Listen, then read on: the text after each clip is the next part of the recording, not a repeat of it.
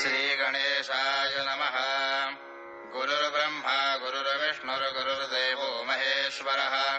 गुरुः साक्षात् परब्रह्म तस्मै श्रीगुरवे नमः।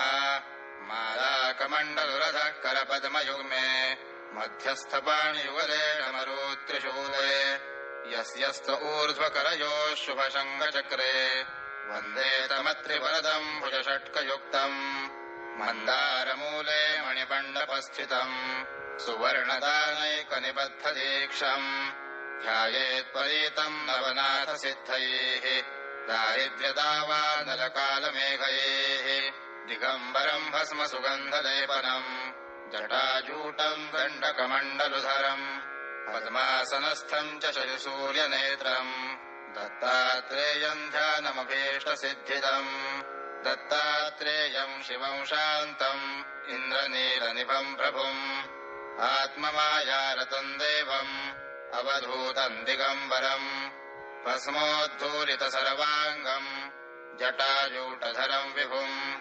चतुर्बाहुमुदाराङ्गम् प्रफुल्लकमलेक्षणम् जटाधरम् पाण्डुरङ्गम् शूलहस्तम् कृपानिधिम् सर्वरोगहरम् देवम् दत्तात्रेयमहम् भजे।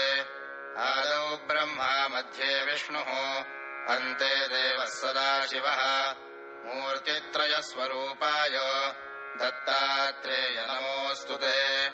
शूलहस्तगदापाणे वनमाला सुकन्धरम् यज्ञसूत्रधरम् ब्रह्मन् दत्तात्रेय नमोऽस्तु ते।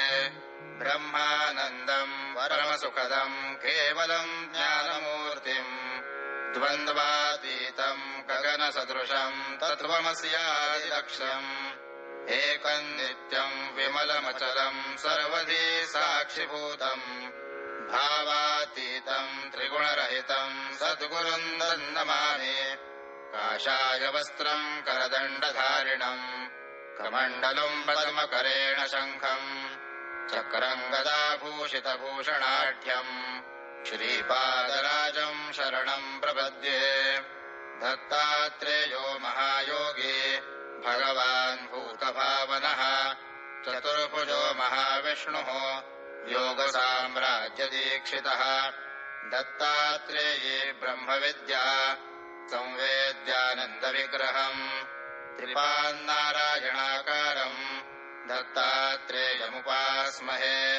जगदङ्कुरकन्दाय सच्चिदानन्दमूर्तये दत्तात्रेयाय योगेन्द्र चन्द्राय परमात्मने।